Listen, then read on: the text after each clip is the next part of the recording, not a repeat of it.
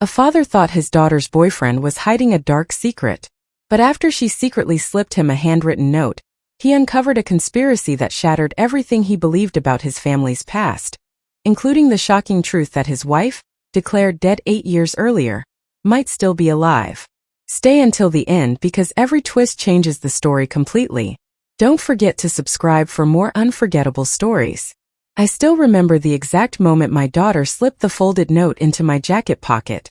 The room was alive with laughter, glasses clinked together every few seconds, and soft jazz drifted through the renovated vineyard where we had gathered to celebrate her 28th birthday.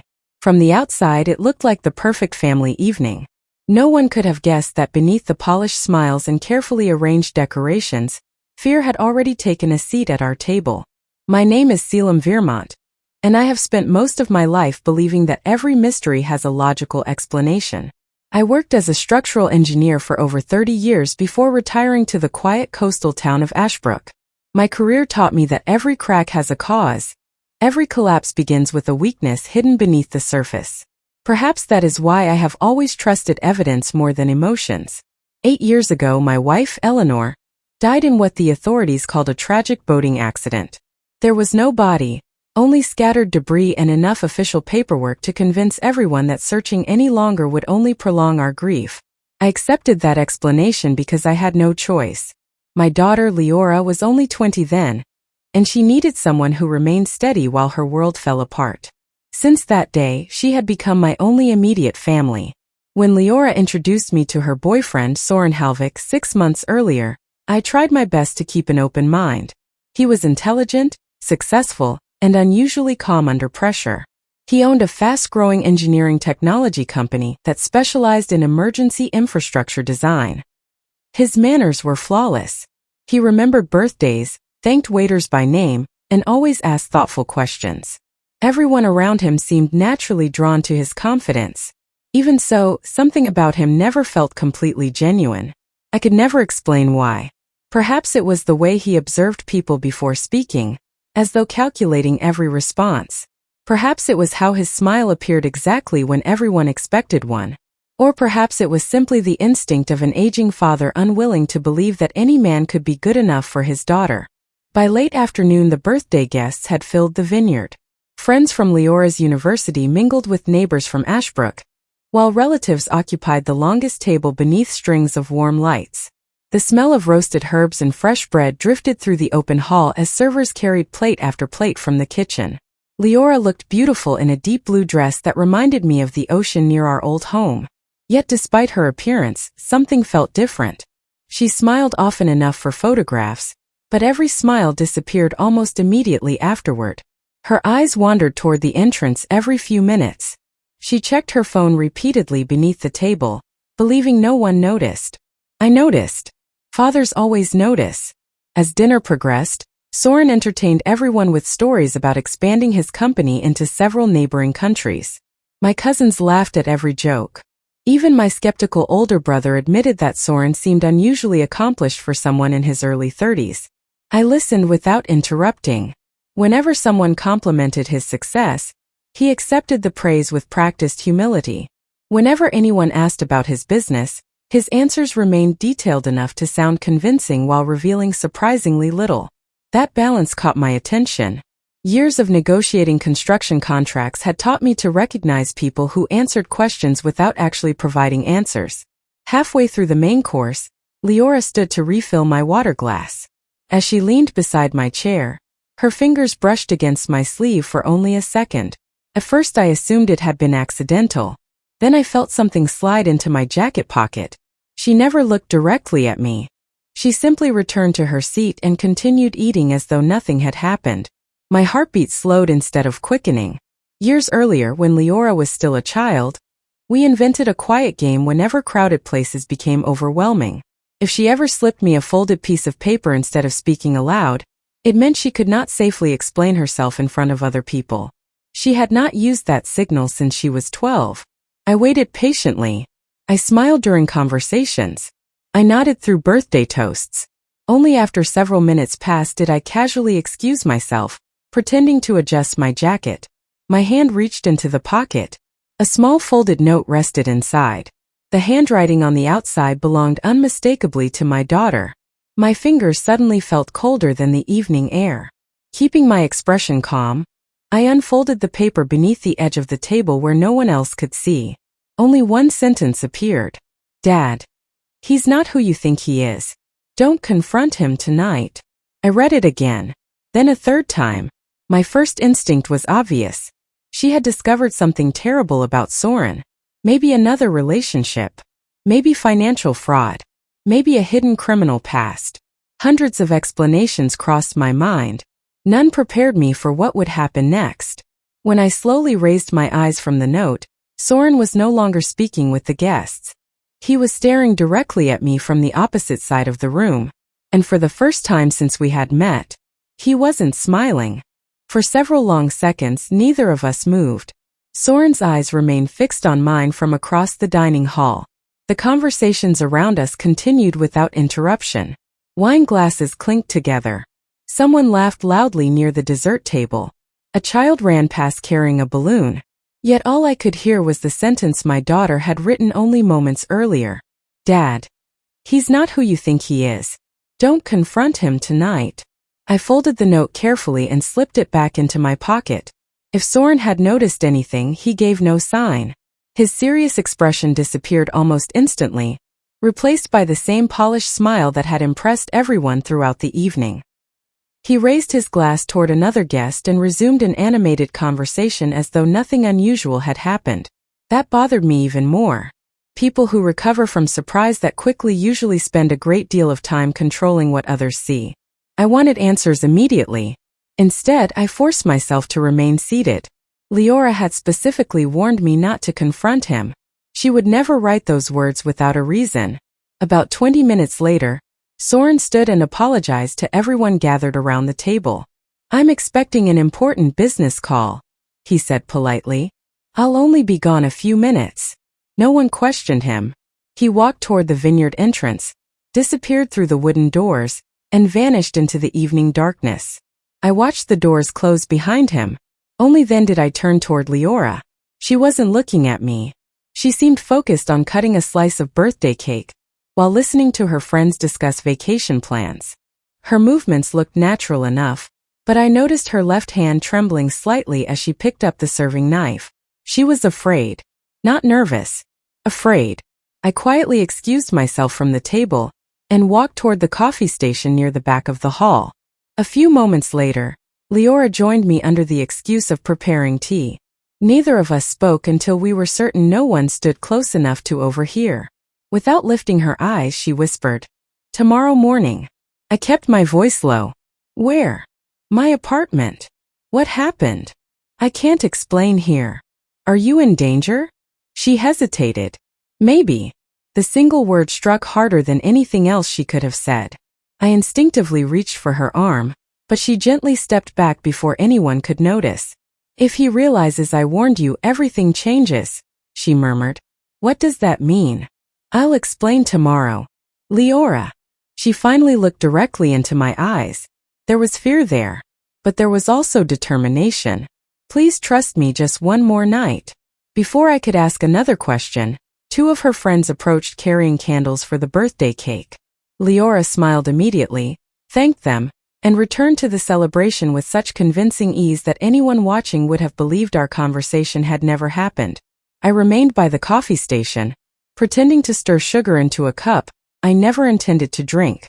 My instincts told me to take my daughter home immediately. Logic told me that acting too soon could make things worse. For the rest of the evening I observed Soren more carefully than before.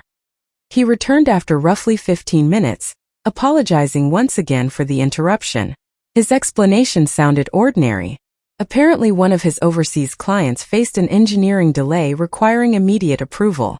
Everyone accepted the story. I wasn't so sure. Throughout dessert, I noticed several details I had ignored earlier. Every time someone entered the dining hall, Soren glanced toward the entrance before continuing his conversation. Whenever his phone vibrated, he silenced it without checking the screen.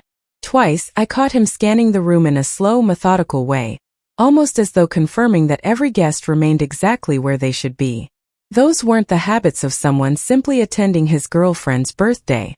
They were the habits of someone monitoring a situation. By 10 o'clock the celebration began winding down. Guests hugged Leora goodbye and thanked her for the invitation. Cars gradually disappeared down the long gravel road leading away from the vineyard. Cool ocean air drifted across the property as workers collected empty glasses and folded decorative linens. Before leaving, I embraced my daughter. She held me a little tighter than usual. "Tomorrow," she whispered near my ear. "I'll be there," I answered. She gave the smallest nod before stepping away. Soren shook my hand moments later. "It was good seeing you again, Selim." "You too," I replied evenly. His handshake was firm. His smile remained flawless. But as he turned toward the parking area, I noticed something unexpected. A black SUV parked beyond the vineyard entrance switched on its headlights the exact moment Soren approached. The vehicle had no visible company logo, no license plate on the front bumper. Its windows were completely tinted. Soren climbed into the passenger seat instead of the driver's side. The SUV pulled away without using the main exit, disappearing onto a narrow maintenance road leading into the surrounding hills. I memorized the direction. Old habits die slowly. Back at my home in Ashbrook, sleep never came. I placed Leora's handwritten note on my kitchen table and stared at it for nearly an hour.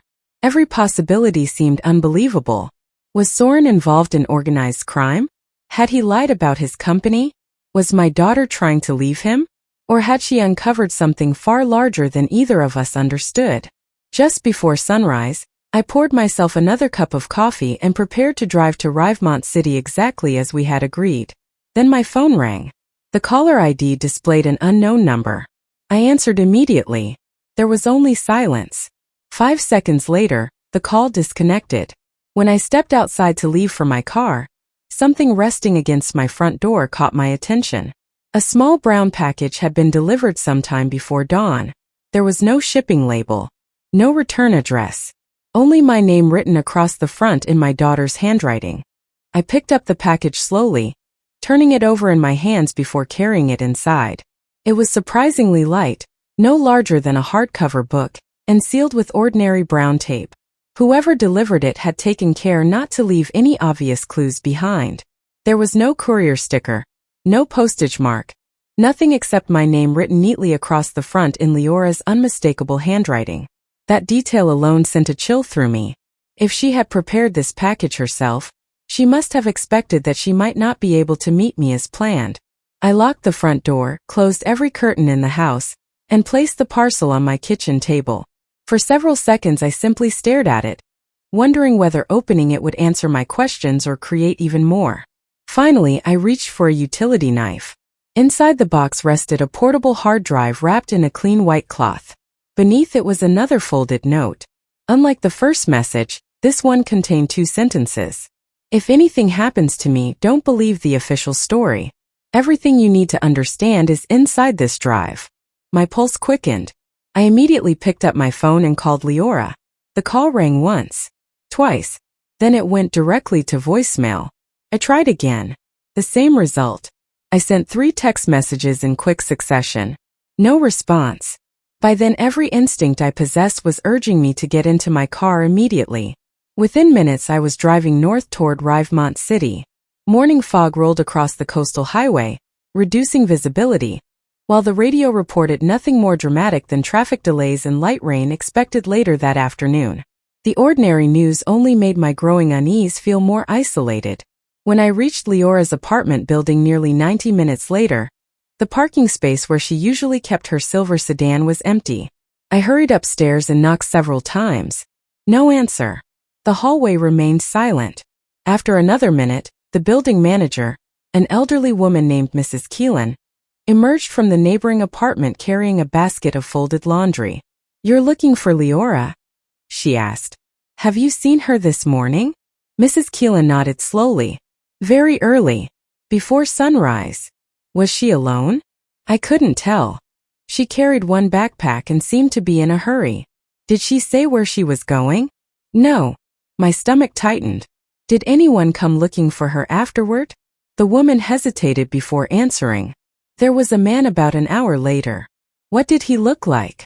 "He wore a dark coat, sunglasses, even though the sun wasn't fully up." Did he ask questions? He wanted to know whether she'd left already. What did you tell him? I said I didn't know. Did he believe you? I honestly can't say. She lowered her voice. But he waited outside for almost 20 minutes before driving away. I thanked her and entered Leora's apartment using the spare key she had given me years earlier. The place was unusually tidy. No signs of a struggle. No broken furniture. No overturned drawers. At first glance, it appeared as though she had simply left for work. Then I noticed several details that didn't fit. Her laptop charger remained plugged into the wall, but the computer itself was missing. Her favorite jacket still hung beside the front door despite the cold weather outside. A mug of coffee sat untouched on the kitchen counter, now completely cold. She hadn't finished breakfast. She hadn't expected to leave for long. On the dining table lay a single photograph of the two of us taken 5 years earlier during a hiking trip. It normally stood inside a wooden frame on the bookshelf. Now the frame was empty. I turned the photograph over. Nothing. Just as I prepared to leave, something caught my eye beneath the sofa. A small flash drive. I picked it up immediately. It carried no label. Back at my car, I connected both the flash drive and the portable hard drive to my laptop. The flash drive contained only one file. A text document.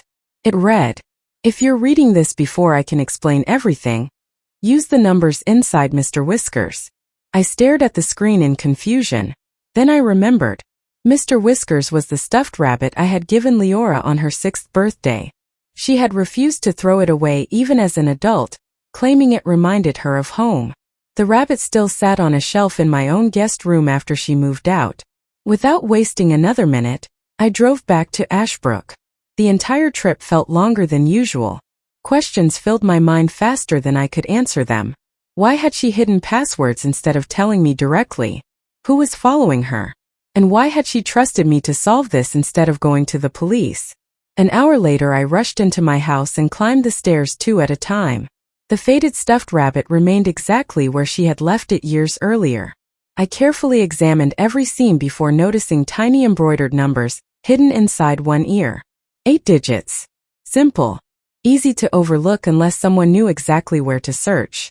I entered the sequence into the encrypted hard drive. For a brief moment nothing happened. Then dozens, hundreds, eventually thousands of files appeared across the screen. Blueprints, engineering reports, satellite images, security access maps. Every document carried the same corporate logo, Halvik Infrastructure Systems, Soren's company. But one detail made my blood run cold. Scattered across several digital blueprints were handwritten engineering corrections scanned into the files. I recognized that handwriting instantly. I had watched it fill grocery lists, birthday cards, and holiday letters for over 25 years. It belonged to my wife, Eleanor, the woman the world believed had died 8 years ago. For nearly a full minute I couldn't move. My eyes remained fixed on the scanned annotations covering the engineering blueprints. Every line, every correction, every handwritten calculation belonged to Eleanor. I knew her handwriting better than my own. During our marriage, she had reviewed many of my construction proposals, often catching mistakes that entire engineering teams overlooked. She had a habit of writing the number 7 with a short horizontal line through the middle and circling dimensions twice instead of once. Those habits appeared throughout the files on my screen. Someone had either gone to extraordinary lengths to imitate her, or my wife had written these notes herself. I searched the document properties. Each file contained a timestamp. 3 weeks earlier. That was impossible. According to every official record, Eleanor Vermont had died 8 years ago. I leaned back in my chair, trying to force logic into a situation that no longer followed any logical path. My first thought was that the files had been altered. Perhaps someone had copied old notes she had written before her disappearance and inserted them into newer documents. But the corrections referred to structural changes made only months ago. They described newly reinforced tunnel entrances, relocated ventilation systems, and recently installed emergency escape routes. There was no way Eleanor could have written those comments before she supposedly died. I needed someone else to examine the evidence. Not the police. Not yet. If Leora had warned me not to trust any official explanation, I intended to respect that warning until I understood why. I began reading through the remaining folders. Most contained technical drawings for underground facilities scattered across several states. At first they appeared to be emergency shelters designed for natural disasters. However, as I compared one blueprint after another, disturbing inconsistencies emerged. Several buildings listed on the maps no longer existed above ground. Others had entrances hidden beneath abandoned warehouses, old pumping stations, and decommissioned hydroelectric facilities. Many access corridors were intentionally omitted from public construction records. Someone had created an entire network that ordinary inspectors would never discover. One folder immediately drew my attention. Its title consisted of only 2 words: Northbridge Archive. Inside were photographs of an abandoned hydroelectric station, located nearly 200 miles inland. The facility had officially closed over 15 years earlier after severe flood damage. Yet recent security camera images showed vehicles entering the property at night. The final photograph displayed a familiar figure standing beside the main turbine hall. Although the image had been captured from a distance, I recognized the posture instantly. Soren. He was speaking with an elderly man wearing maintenance coveralls. Before I could enlarge the image further, another document opened automatically. Someone had attached a scanned handwritten note. If you reach this point, go to Northbridge. Ask for nearest Quillen. Trust no one else. There was no signature. But once again, the handwriting belonged to Eleanor. I copied every file onto a second encrypted drive and disconnected my laptop from the internet. Years in engineering had taught me never to leave sensitive information exposed longer than necessary. If someone was searching for these files, I refused to make their job easier. As I packed my bag, movement outside my living room window caught my attention. A dark-colored sedan rolled slowly past my house. It didn't stop. It reached the end of the street, turned around, and drove by again. The driver never looked directly toward my property. That somehow made the surveillance feel even more deliberate. I waited behind the curtains until the vehicle disappeared. Then I carried the hard drive, my laptop, and the handwritten notes into the basement workshop beneath my house. Hidden behind an old cabinet was a fireproof safe where I kept decades of engineering contracts and personal documents. The hard drive disappeared inside. Only the copied files remained in my backpack. If someone broke into my home, they wouldn't immediately find what they were looking for. Just before sunset, my phone vibrated. An unfamiliar number appeared again. This time a text message arrived instead of a call. You've opened the drive. Nothing else. No name. No explanation. A second message followed less than 10 seconds later. Don't go to the police. I stared at the screen without replying. Then another message appeared. If you want to see your daughter alive, leave Ashbrook tonight. Every muscle in my body tightened. I called the number immediately. It was already disconnected. At that exact moment, headlights swept across my living room walls. I looked through the window. The same dark sedan had returned. This time, it stopped directly in front of my house. The sedan remained parked across the street without a single light inside its cabin. I stood behind the living room curtain, careful not to expose myself. Years of solving engineering problems had never prepared me for watching strangers monitor my own home. Every instinct told me to stay hidden, but another part of me refused to let fear dictate my next move. 5 minutes passed, then 10. No one stepped out of the vehicle. I quietly moved upstairs, retrieved an old pair of binoculars from the hallway closet, and returned to the window. Through the windshield I could barely make out 2 silhouettes. The driver remained perfectly still while the passenger occasionally looked down, as if reading something illuminated by a phone screen. Neither of them attempted to approach the house. They were waiting. The realization unsettled me more than an immediate attack would have. Someone wanted me to know I was being watched. I walked back to the kitchen and unfolded the 2 handwritten notes Leora had left behind. The first warned me not to confront Soren. The second instructed me not to trust the official story if anything happened to her. Neither note mentioned running away. Neither suggested surrendering the hard drive. Instead, both pushed me toward discovering the truth. That gave me clarity. I wasn't leaving Ashbrook because strangers sent anonymous threats. I was leaving because Eleanor's message had directed me to Northbridge. There was a difference. I packed lightly. a change of clothes, my laptop, the copy drive containing the encrypted files, cash from the emergency envelope I kept locked in the safe. I deliberately left the original hard drive hidden in the basement behind the steel cabinet. If someone searched the house, they would waste precious time looking in obvious places, while the real evidence remained concealed. Before walking out the back door, I switched off every interior light. The sedan still faced the front of the house. Its occupants had no view of the narrow footpath leading through the trees behind my property. That path connected to an abandoned service road, used decades earlier during utility construction projects. I had helped inspect the area years ago and knew every turn by memory. The night air carried the scent of salt water as I quietly made my way through the darkness. Only after reaching my truck parked inside an old maintenance shed nearly half a mile away did I allow myself to breathe normally again. As I started the engine, my phone vibrated. Another unknown number. This time I answered immediately. Silence greeted me. Then a woman's voice spoke so softly that I almost missed it. "Don't drive on Highway 9. The call ended. No explanation. No opportunity to ask questions. I stared at the phone for several seconds. The voice sounded distorted, almost mechanical, yet something about its rhythm felt strangely familiar. Against my better judgment, I followed the warning. Instead of taking Highway 9 toward Northbridge, I chose an older mountain route that added nearly 40 minutes to the trip. An hour later, flashing emergency lights became visible far below in the distance. I pulled onto a scenic overlook and climbed out of the truck. From the ridge I could clearly see Highway 9. Traffic had come to a complete stop.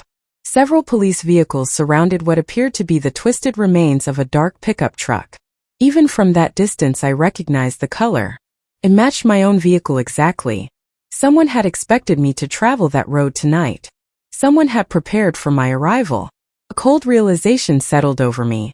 The threatening text messages had never been intended to scare me into hiding.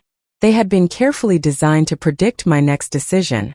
If I had driven my usual truck along my usual route, I might have become the victim investigators later described as another unfortunate traffic fatality. I returned to my vehicle with trembling hands. This was no longer a matter of suspicious business dealings. Whoever stood behind this operation possessed enough influence to manipulate surveillance, communications, and perhaps even law enforcement. The farther I drove into the mountains, the fewer headlights I encountered. Shortly after midnight I reached the outskirts of Northbridge. The town looked almost frozen in time. Old brick storefronts lined the empty streets, while faded signs advertised businesses that had closed years earlier. The abandoned hydroelectric station described in Eleanor's files stood several miles beyond town beside a wide river. Its massive concrete walls rose above the trees like a forgotten fortress. Rust covered the locked entrance gate. Official warning signs declared the property unsafe. Everything about the location suggested complete abandonment. Everything except one detail. Fresh tire tracks cut through the gravel leading toward the main building. Someone had visited recently, perhaps only hours before. I parked beneath a cluster of pine trees and approached on foot, keeping my flashlight switched off whenever possible. Moonlight provided just enough visibility to navigate the cracked pavement. As I reached the side entrance shown on the blueprint, I noticed something tucked beneath a loose stone beside the doorway. It was another folded piece of paper. This one contained only 4 handwritten words. "You came. Come inside." The handwriting belonged to Eleanor. I stood motionless outside the abandoned hydroelectric station, reading the 4 handwritten words over and over. "You came. Come inside." Even after everything that had happened during the previous 24 hours, my mind resisted accepting what my eyes clearly saw. The handwriting was Eleanor's. Every letter carried the same careful precision I had known throughout our marriage. Whoever had written this message either knew her better than anyone else or she was somehow still alive. I folded the note and slipped it into my jacket. The side entrance creaked loudly as I pushed it open. Rust covered the hinges, but the heavy steel door moved far more easily than I expected. Someone had been maintaining it. Inside, the station smelled of damp concrete and machine oil. Moonlight filtered through shattered windows high above the massive turbine hall, casting long shadows across silent equipment that had not officially operated in over a decade. Officially, that word no longer meant very much to me. The blueprint stored on the hard drive showed a narrow maintenance corridor running beneath the main control room. I switched on my flashlight and followed the faded markings still visible on the floor. Dust covered most of the building, yet one detail immediately stood out. Fresh footprints. Several different pairs. Some led deeper underground. Others returned toward the exit. Someone had been using this place regularly. After several minutes, I reached an old security door hidden behind a rusted electrical cabinet, exactly where the blueprint indicated. Unlike the rest of the station, the electronic keypad beside the door looked almost new. Someone had replaced it recently. A folded envelope rested on the floor beneath the keypad. My name was written across the front. Inside was another short note. Use your wedding anniversary. My hands froze. Only Eleanor would think to use that date. I entered the 8-digit code. The keypad flashed green. With a heavy mechanical click, the reinforced door slowly unlocked. Beyond it stretched a brightly lit corridor completely unlike the abandoned station above. Clean white walls replaced cracked concrete. Modern ventilation hummed softly overhead. Security cameras tracked movement along the hallway. Someone had invested enormous resources into hiding this facility beneath the forgotten power station. I moved cautiously forward until I heard footsteps approaching from around the corner. Instinctively, I reached for the metal flashlight in my hand. An elderly man emerged wearing dark maintenance coveralls and carrying a toolbox. He stopped immediately upon seeing me. For several silent seconds we simply studied one another. Finally he spoke. You must be Selim Vermont. I tightened my grip. Who are you? My name is Nearest Quillen. The name struck me instantly.